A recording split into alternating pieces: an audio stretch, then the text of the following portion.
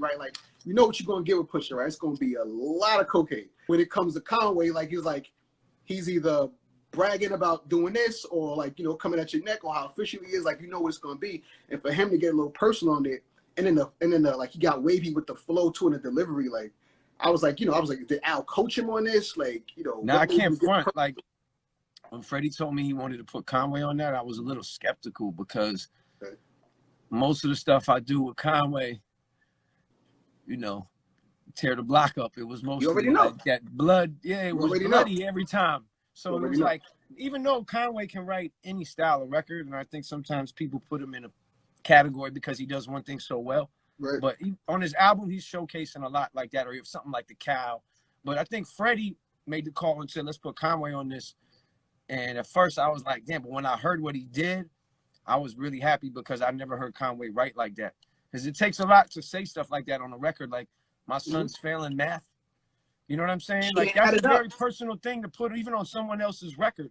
Yeah. Like I you know, so to me, I respected Conway a lot for that because it was like, damn, he's showing you a lot, you know. So you can't really say he's giving you one thing anymore. It's like, all right. No, what it does is, I mean, I'm a huge Conway fan, but I think for all of us Conway fans, what it does is it makes us anticipated for like future music. Like, imagine if you get those same murder bars, but with more transparency. You know, he's amazing. That's and he has all up as a lyricist, you know. Exactly, and I think because he does one so well, it's like he gets pegged for that. But that's why I think it was a good call. Because if you left it up to me, I would have did something like Frank Lucas with Conway too. I'd have did like another one like that, like something just a gutter joint, you know. But I think it was good. Who's the Godfather or Harlem fan? You or Freddie? Say it again. Who's the Godfather or Harlem fan? You or Freddie? He brought those ideas to the table. He was watching that and was like inspired by it. So the cover and some of the like audio clips he brought to the table. So yeah. That was Freddie's. He put me onto it. I didn't know about it. Yeah. You saw the series though, the first season? I haven't watched it all yet. No, I haven't. I have to get to. There's a lot of things I got to get to. It's good, man. Yeah, I'm late to Ozark. Like I'm still on the third season of Ozark, but yeah, I got to get up to date on that too. Ozark is crazy. Ozark season 1 was very, very interesting. Yeah, I can't front. Yeah, good show. To say the least. I mean, listen, they got to beat out Sopranos and The Wire, so the bar is pretty high for great series. And with those two, I'm always like, I don't know which one I like better. I'm always watching some random Wire episode, man. The Wire, so good. Like sometimes I get caught in like these rabbit holes on the gram because like there's this page that has like Wire scenes, and they'll like, and you watch a couple of scenes, and then like, you know how Discovery is, it'll just flip you to the next, and you just go into like this Wire rabbit hole. I found myself on my phone watching scenes for like a half an hour straight. You're like, what the hell? 3-4 minute clips. It's crazy. Yeah, the bar's high with TV series, you know, for a TV series. But yeah, I have to get to the Godfather joint. I didn't get to that yet, but Fred was heavy on it, and he was kind of like inspired by that while we were making the record. So yeah, that was amazing. So what were you watching during quarantine? I know you got great taste. Man, I swear I stopped watching everything because I watched too much stuff. This whole time I've been on a music kick. That's like crazy. I've been only on music. I think only things I watched. What have I been watching? I really ain't been watching nothing. I was watching Better Call Saul before this whole thing. Better Call Saul fell off of that. It's not Breaking Bad, but you know. But then, yeah. Other than that, I was just really watching stuff like for referencing, and then obviously with all the stuff that's been going on in the world, I've been on some real like finding live streams. I'm big on that. Like, you know, I'm big on car chases. So like it's like what is up with you in car chases, man? They happen so frequently that it blew my mind. I found like some people who put up notifications every time, and so I don't know, something about watching the live car chase. But now I'm like, I've been finding just people on the streets who are like live with their camera. Right. You know what I mean? Right. So that's I just like, you know, I like to get right to it. So sometimes I waste time searching for streams. You know what I mean? That's a niche love there, Al. I'm a digger. I dig one way or another. I got to get down to it. That was crazy, man. So you haven't been keeping up with any of like the versus battles? You know, I watched all the versus battles. I'm sorry. Okay. I watched all the versus battles. Okay. Shout out to Swiss and Timberland. That was amazing. Yeah, that I wasn't thinking about that. I was thinking more about shows. Yeah. No. I'm at TV, but I was just want to ask. Yeah. I've been heavy watching once the quarantine happened and the Instagram Live thing took off, yeah, it engulfed me for a while. Oh yeah, Because like all right, I was on somebody's live, I forget who it was, and I made a comment, and they were like, "Oh, we got Al in here, right?" I was watching it for a while, and then they added me in, and next thing you know, I'm on the same live that I was just watching. right. And it tripped me out because remember in the 80s, you used to watch a movie where a kid's smoking weed, getting high, and watching the TV with commercials on, and all of a sudden the commercial guy looks at him and starts talking to him. Yep. This shit was like that to me. I was like, are we there now? Like I just jumped into a show I was watching and jumped out of it. It's like interactive live television. I don't know, something about it alerted me for a while. It was like, this is incredible. And then I, like anything else, I went back to doing the music. But for the first couple of weeks, I was literally surfing. That was my television. It was just Instagram TV. Yeah. I mean, Instagram Live. Look, a friend of mine put me on to the late night stuff, Instagram After Dark. There's like cabaret events going on where like I don't know, but I ran into like CC. I ran into the CC show. I don't know if you know about that one. Nah, I don't know. Yeah. I guess this kid from Harlem, he's in. They have a wild live. There's a couple little pockets that I discovered that was pretty interesting. Yeah, absolutely. Wild entertainment. And the thing was, what I loved about it was, it wasn't like, because, whenever you involve like strippers, people try to make it like it's the guy exploiting the woman. Like, basically it's literally like women requesting to be on certain pages, like Fendi's page or like the Demon Time Joys, like they requested to be in there and show their, perform. So I felt like maybe we're getting a glimpse into the future. Just because of the COVID thing, it kind of gave us a quick zap. Like this could be. I mean, they had 400,000 people or more at one time. No, women were taking home bank, Al. Like they were, like first of all, in a regular strip club, right? Like the chick, she gonna be dancing. A lap dance is gonna be about a song, right? That's that's a good, that could be anywhere from like 3 to 5 minutes. These girls were getting on for like 2 minutes, taking home like rent money. Nah, we were saying, what if somebody met their future wife in D Nice live? Like he popped at her, like, yeah, he just sent her the DM. Next thing you know, they got married. Yeah, we met in D Nice's live. Yo, it's gonna be COVID babies, COVID marriages. Best believe it. Folks were home like shooting a shot. Shout out to D Nice, man. Yeah, shout out to Derek, man. That's my guy. Amazing. I'm loving the DJ sets, man. Like MOS. I'm on here like pretty much every other night. Like DJ MOS. Ninth Wonder. Ninth Wonder's crazy. Ninth Wonder's his sets are so good.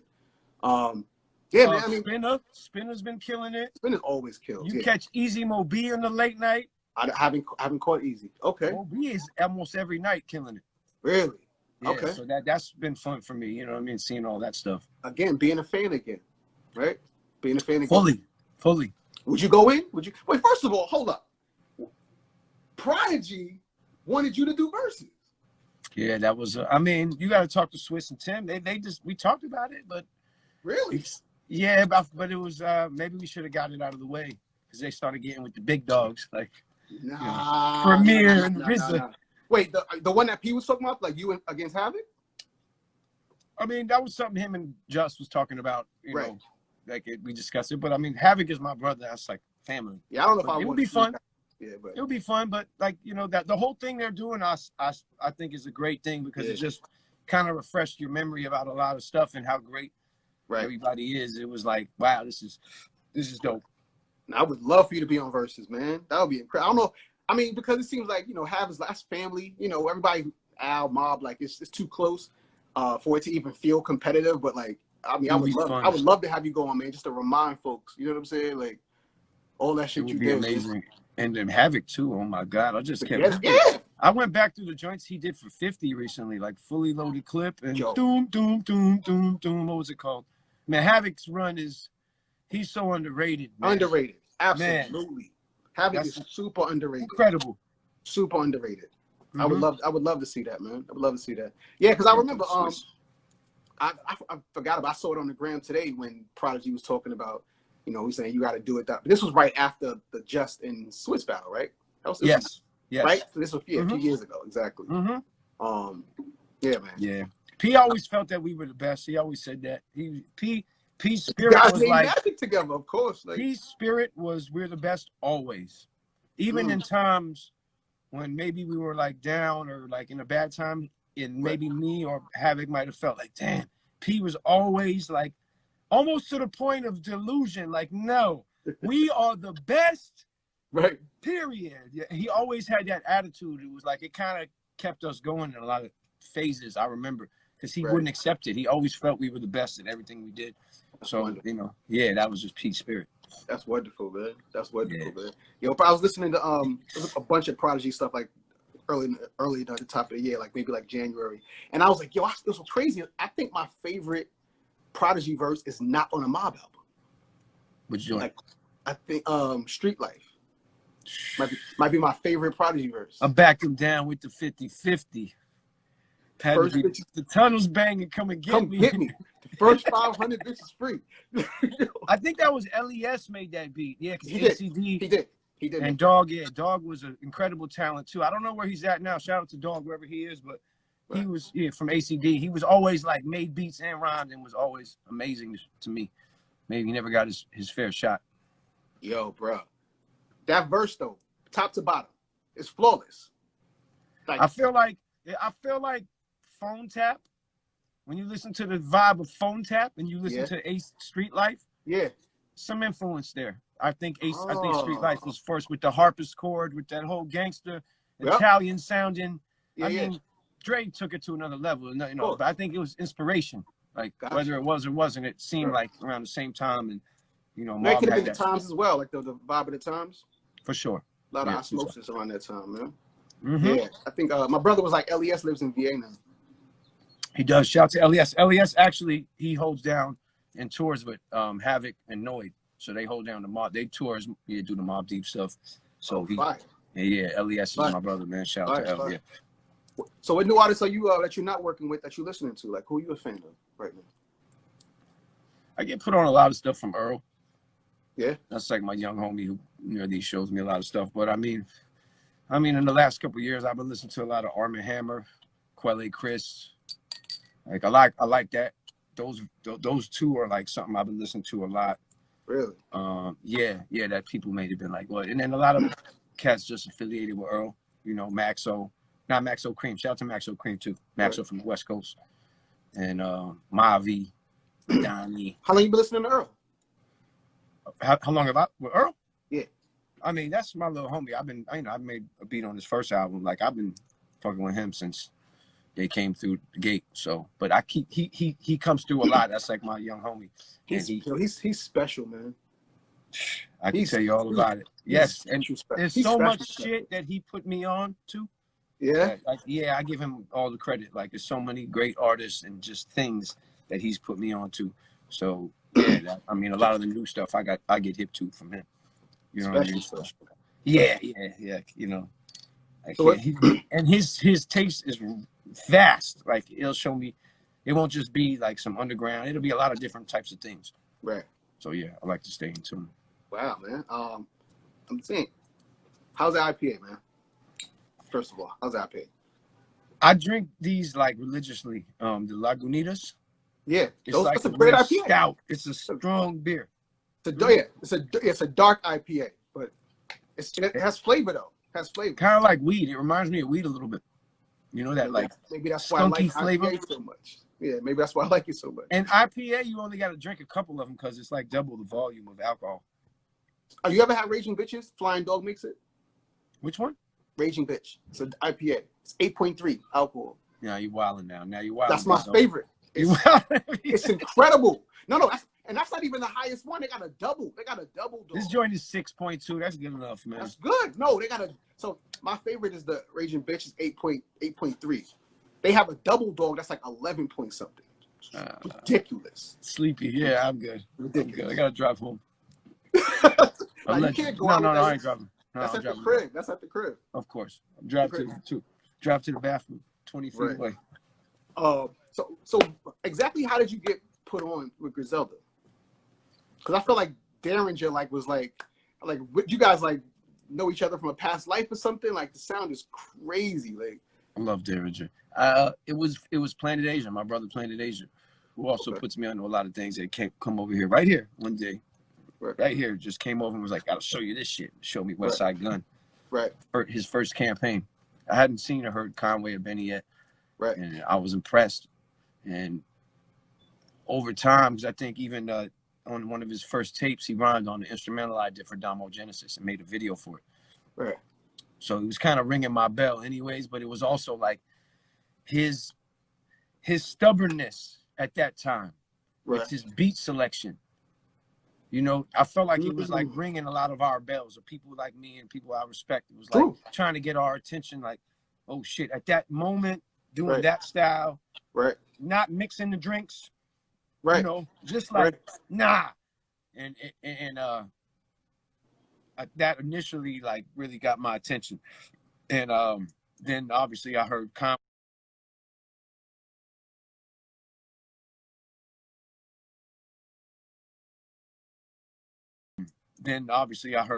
on the next tape, one of the first Holland Nash joint. And I'm like, God damn. Found out they were brothers, and it was like, I was in New York. I still got a spot in Manhattan.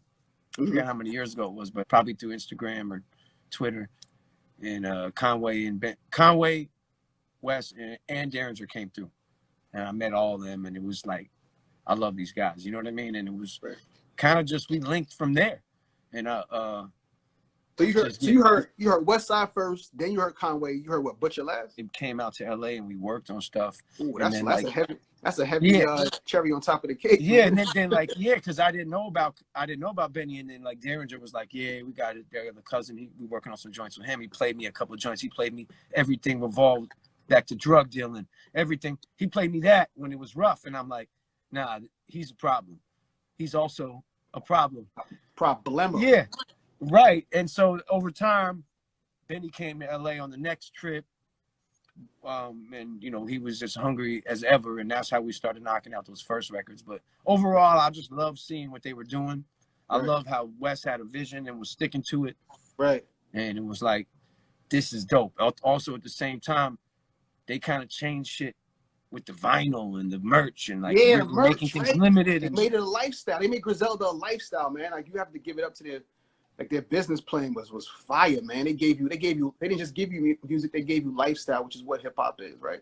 And rap is just a component of that. So they gave you like everything. And they have phenomenal taste also. It's not like they was giving you bullshit just to go with it. You know, like everything was high caliber. The bars, the merch, I think I got my brother a hoodie or some shit like that, man. Shit is like fire, man. Like, and they were dropping prior to the time before a lot of people got to hear them.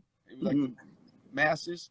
There was years and years of them dropping tape after tape, where it was like, that also impressed me too. They just turned the faucet on and broke the fucking switch and was like, yeah. And to me, that was a big part of their success. Also, once they got with Shady, still doing that.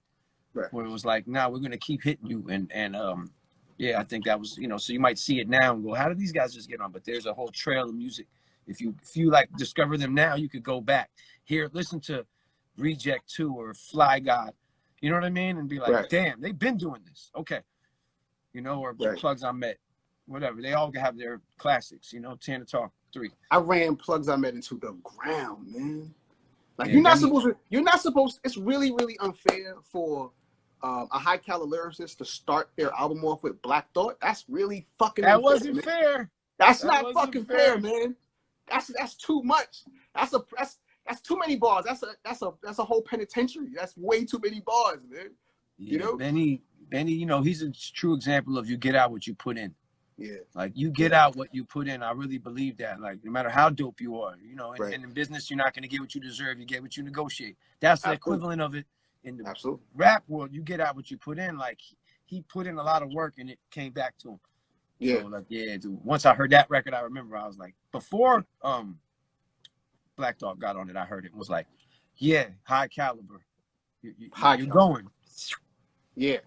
Yeah. And I mean, I even saw him perform that verse, and like, he was even saying like he wasn't completely in his comfort zone. Like, he made himself stretch himself lyrically, go out of his comfort zone to really hit it. And you saw like Thought comes on and he's driving a motherfucking monorail. You know what I'm saying? And he's gliding. Yeah, it ain't easy to rap on a record with Black Thought. Like, come on now. Right. But he held his own. Like, nah, they both rock, man. So you gotta appreciate that. Yeah, great record. You gotta appreciate, man. Those sessions must be crazy with those guys. Those some wild boys, man.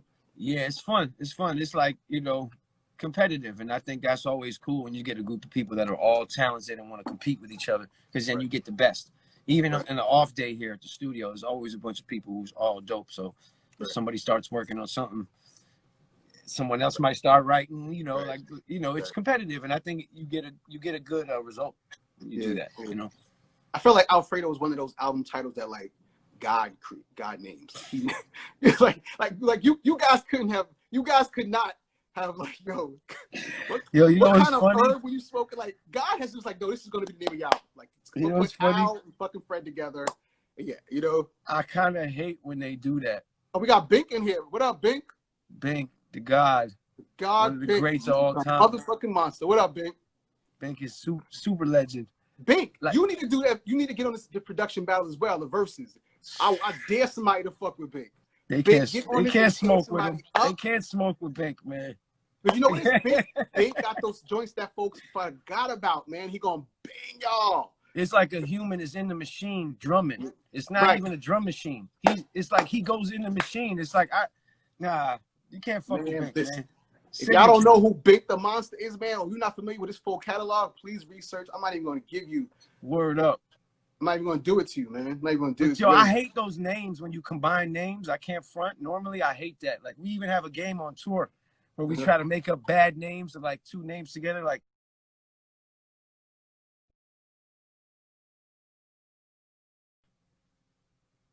it's called Harry Balls. It's fire. Like, we play this game on tour, like make bad name combos, but I can't front when Freddie and Lambo came up with Alfredo. I was like, they came up with it. Okay, they came up with it, and I said I can't front. That was a good one. But isn't there like, did I hear this wrong? Like there's like a deeper meeting about what you guys like actually consume. Yeah, it is, but I don't want to give it away because we're gonna unveil it with the next. Yeah, I'm talking too much right now. Okay. No. It gets crazy. It gets crazy. Yeah. Yeah. And we reveal a little bit with the comic book, but it's gonna get crazy. Okay. All right. Will there be Alfredo too? There will definitely be more music. Okay. But I mean, you know, Freddie's busy, and you know, when we find the time and the right, I think timing is everything. It was good timing for this project. So also, like, I got to give a lot of credit to Madlib, because he kicked up so much dust with Madlib and made so much classic music that it kind of set the stage for what we did. Yes. So I got to give some credit. Like, I don't think what we did would have been accepted or as successful without what he did with Madlib. It was kind of like I'm thankful. And Madlib, you know, he's one of my favorites of all time. So that was a big thing for us. Yeah, man. Bandana. It's ridiculous. I mean, the way it starts already is just like, it's ridiculous. The freestyle, like, nah, don't do that. Ridiculous. Anyway, yeah.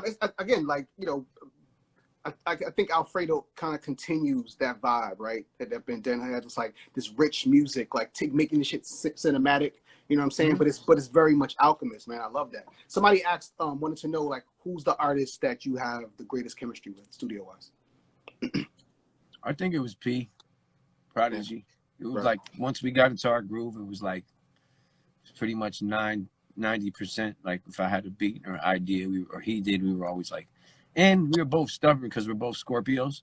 So sometimes we would fight. Like, once he get in the booth, sometimes if I wanted him to change something, we would be like, nah, you know. But me and him, I think it was special. And like, I don't know, you know, it's hard to say, but I think, like, these days, the stuff I've been doing with Boldy is feeling really special. Like, I feel like me and him could really, like, you're locking in. I need his voice and his writing as much as he would need my beats, if that makes any sense. Because, like, for this type of stuff that he does, or Freddie, that Rock Marcy, right, probably my favorite rapper. Like, that type of rap, I need as much as they need my production, because, like, that sound that I was able to create with Mobb Deep or other artists, like that hard shit, like, I kind of need a person who can do justice to it. And then you hear the beat a different way. Because if you just hear the beat, Right. It's cool, but once we make those projects, it's a cheat code. So I'm just thankful that I'm down with all my favorite rappers. Yeah. The artist, the lyricist actually becomes another instrument, another element to that beat. And they make the music something else. Yeah. Like that I can't make it. Standalone, the beats are cool, but when they do it, it just, we rise together. It gets crazy. I'll ask this. Scotty B. Was that a conversation or that, like, how did that, like, I can't believe that song got titled Scotty B. Please, what's the story behind that? Was there a conversation? Was there a what the fuck, moment? Like, explain this to me, bro. That's a lot of real estate. I mean, I guess that was, Freddie says it, he feels like that's the height of his verse. Like, he's like, that's when when he was got a ring, Scottie Pippen, the whole Scotty, that whole scheme right there. Yeah, tough. So I guess he felt, you have to ask Freddie that, because, like, I don't know. It sounded, it's made for a nice title. He told you he was going to name the song Scotty Beam. Like, no. I mean, it was just, okay. No, that was named in the end. When he decided to come up with some of the names, he decided, yeah, this is Scotty Beam. Or I think it was named that on the rough when he sent me the vocals. Because we had it done before Ross got on it. Right. So then he decided to put Ross. But even when I gave him that beat, he was like, yeah, I'm going to put Ross on this. Like, hopefully, Ross will fuck with it. And he did his thing, too. So it made a good record. But, nah, he ain't just doing his thing. But Freddie went. Nah. That verse it's my favorite song on the album. Like, that song is too good, man. And his writing, how he can how instead of doing a traditional hook, he'll bring back a refrain. Right. Change it a little. He's such a good writer. And I think a lot of rappers take note. His arrangement. I love the way he arranges his shit, and it's kind of like a hook, but it's not. Right. It might be a hook, but you vibing with it. Like, whether it's a bridge or a hook, whether it's it's a bridge within his verse, like, it's still like he draws you in. Him and Schoolboy Q are the only two artists I worked with. How they really go and they have like 6 bags on them when they're writing. It's like they got a duffel bag, a backpack, a side bag, a fanny pack, an ankle pack, and they're just going in different bags when they write. So they might just flip into a whole different scheme or pattern, voice. It's like, I respect those guys, know how to switch gears. Nah, Schoolboy, you guys made a mess, boy. Woo! Follows the grab. 11. Like, I've been rocking with him like I still run setbacks into the ground, man. I was just telling him that one, man. There he go. Man, it was so many good ones on that. The cycle. Oxy, oh my God. I know niggas that kill niggas that kill niggas that kill niggas that kill niggas. The cycle could, like, come on. Q's different. Nah, Q's different. He's special. He's special. Yes. Like, that's one of the few people that when I started working with him when we were recording, I didn't know what was the hook and what was the rhyme. He just, give me another track. Give me 4 more tracks. And he would kind of paint on his own. And that, to me, it just made it more dynamic. Yeah. That's great. Hold on 1 second, bro. Plug this phone up. Come on. Oh. Who's in here? Who in here?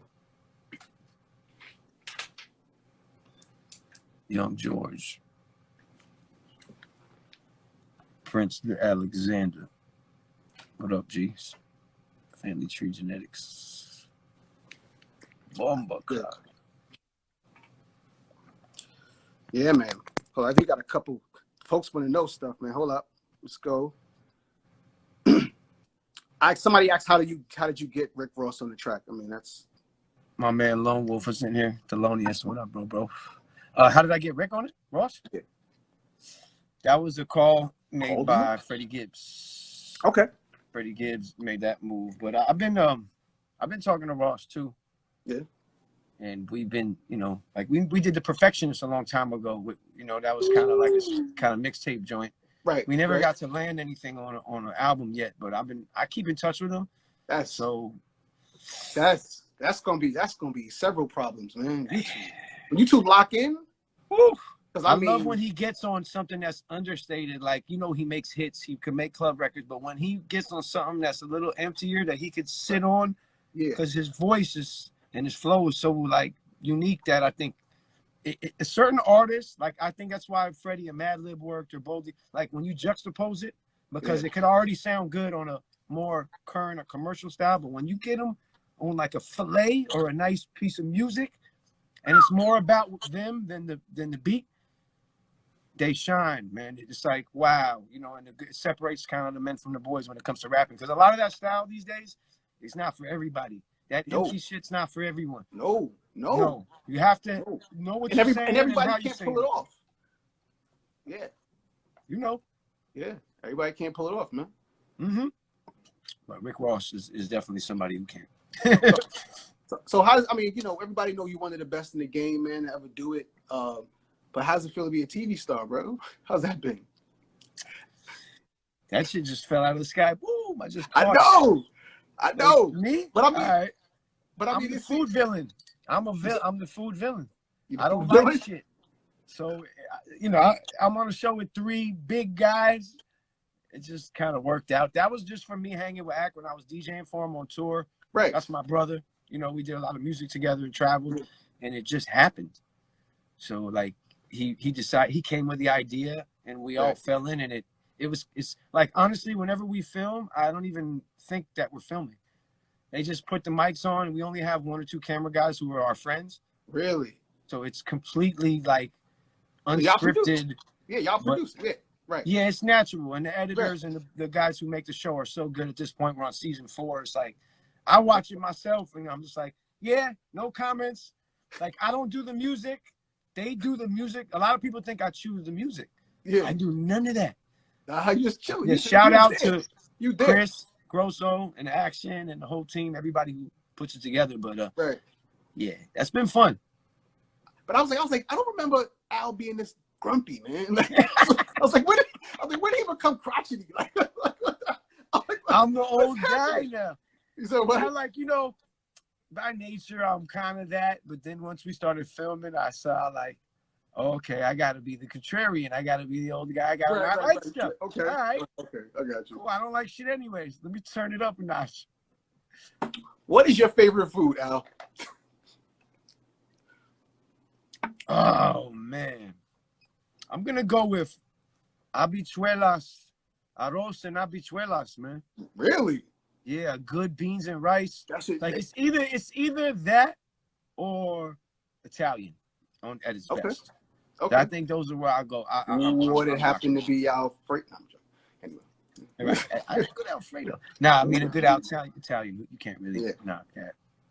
Crazy, man. Crazy. I was like, this ain't Al. I was like, is he doing this for TV? Like, oh, it's been a little while. Like, you know, my man just getting older rapidly. I try stuff, but you know, like naturally, like I don't really like a lot of things. So I'm kind of picky, but as I give it a shot, you know what I mean? So it's been pretty cool because I've tried a lot of shit that I would never eat, like octopus and, you know, just like shit I would never eat. And then I discovered that it was pretty good. So I even ate tripe recently, which is basically like, yeah, that's like ass. Like that's like it's literally, I didn't know. It's like intestine or like, it's not good when you think about it, but I had it in Spain and it was prepared. Listen, hey, my mind is open. But why would you eat that? Because it was a amazing chef who prepared it. And I felt if I would be disrespectful to not eat ass, it would be disrespectful to not eat ass. It was prepared so delicately. That's an easy decline. Like, oh, that's ass. You know what? No. Okay. What's next? Listen, the tripe was all right, man. I wouldn't eat it again. I wouldn't eat it again. But yeah, I've had you've had it. I've had I feel like you've tried. Yeah, I don't feel like you're the type that's like, nah, I'm not. No. Yeah, I feel like your palate is worldly. Am I correct? I do my thing. I get around, you know. I get around. But I wouldn't call myself a foodie or nothing like that. I just know what's good. You know what I'm saying? That's like, I just have, you know, I think I have pretty decent taste. I make some recommendations. People appreciate them. So I think I'm, you know, all right with that. I think you know what you're doing. I think if I'm not jumping into like, you know, I'm not picking up any dish and any soup and saying like, yeah, I taste the nutmeg in there. That's not happening.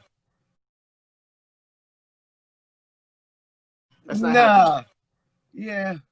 I look like a fool on the show sometimes, but hey, what can you do? Nah, it's funny as hell. Hold on, we got a couple more questions. I know we got like less than 10 minutes left, so See a couple of somebody wants you to delve into your love with Paris in the Park. Say it again. Somebody wants to know about your love for Paris in the Park. The episode Paris. Maybe you talk about Paris. I mean, Paris is just an amazing place. For years, I didn't have a flow there, but now I have like my own flow, like a group of friends, a couple restaurants, a record store, good weed. Those are like the cornerstones of a flow in a city for me. Paris has good weed? I found someone who has good weed. Gotcha. I know 2 excellent record stores. I know some good restaurants, and I have friends. Okay. So now I have a flow in Paris and a good hotel that I like. So you're straight. For a while, I was like, Paris. But now I have a nice flow there. Right. Wow. Love Paris. Simplified thing. Okay. Is that would you say that's your favorite city? Amsterdam. Amsterdam. Okay. Amsterdam. But not just the weed. I love the city. It's like I have a lot of friends out there, and it's like that's like second home. Those two. Okay. So I only went to Amsterdam once, but what I remember, I mean, of course, phenomenal motherfucking THC, but like the food was horrible. Was that just my experience there? Or was that like the food? You had bad. You got dealt a bad food hand. I don't know. I will put you on. I was with 50 and Banks. Yeah, 50. They don't have good food. They get room service, man. Come on now. I'm not saying they were making recommendations for restaurants. I'm saying I thought because they, when you go to a new city, you're being shown around by people who know what the fuck they're doing. So I don't think somebody would give 50 trash food. I'm with 50. It was no good. But I mean, I could see how an experience out there could be trash, but I do know a lot of good restaurants. Some of my favorite are actually in Amsterdam. So there are some good. They're not like traditional Dutch, but they're just like good restaurants. Right. Yeah, well, I promise if you go back, I'll make sure it's a better experience. I promise. Gotcha. Yeah, that was a wild story. Now, we got 4 minutes left. I want to save this, so I don't want this is just jump on for us. But like, anything we can expect in the near future from you, man? Like, what should we be looking out for? I do have a couple things. What's that? I have a lot of things coming actually, but I'm in the process of mapping and weaving to make sure everything is like lined up correct. So I don't want to spill any beans, but I promise you, like an Earl Sweatshirt Alchemist album would make this fucked up year so much better. I got a lot of things coming that I think everybody will be happy about, and I'm like, this so far has been one of the best years ever for me. So I'm already just happy that I've been able to pull off what I've done so far, and it's like, so now if everything lines up, it should be a nice year. And it's beautiful. Yeah, so I'm busy. Right. So it's easy to say that we should be expecting a lot of volume from Alchemist this year. Some crazy things. Yeah. I'm talking in a soft voice. I'm like, yo, some crazy things. Yeah. Some crazy things. I'm very excited. And now I just got to do the work. So like before you called, I was on it, and after you hang up, the machine is right. You can't see it, but it's right here. Right here. It might be you can't hear it. Let me see if you can hear it. I believe you, bro. I believe you. Oh shit. It's here. It's ready. Oh shit. Okay. It's ready. Man. I'm back to work. All right, bro. I have too many friends who are as good and better than me, so I have to get to work because they play me shit every day. It upsets me. This is why, and this is why, I like to speak to brothers like you, man, because I am a fan of some of my friends, man. So I got to commend you. All I play is fucking Alfredo right now. I'm looking for more shit. So, the fact that you are going to have more volume this year knows that the rest of this year is going to be, pretty tight. So I'm excited, man. And I want to thank you for your And let me just say, too, man, it's been like, 15, 20 that I've known you. Well, 04 was when the album came out, so at least 16. You've been A1 and always a friend and a supporter, and I appreciate it, man. Like, it's rare to know people this long. Like, I meet some people 2 years, and you know what I mean? So, salute. And everything you've been doing, I love it. Like, people who know your history know you were, like, been doing your thing. Yes. So, to see you, you know what I mean? When you reached out, I was like, that's dope, because I feel like we had been needed to catch up. So, yeah, exactly. But I'm coming out to Cali. We're gonna light up, though, man. Please, let's hang, man. All right. All right. Hell yeah, I would love to, man. You already know, man. Come on. I Come to the studio. Absolutely. I'm coming. I got things to play you. Yeah, I have things to play you. Yes. There we go. Files. That's right. When the people go away, we can really get to it. I have files to play you that I can't play everyone, but I definitely. All right. Yeah. Al, man. Appreciate your time, bro. Bezo, man. Good to see you for real. All right, y'all. Salute. Appreciate y'all for tuning in, fan of a friend. Catch y'all next week. Peace, bro. All right, y'all.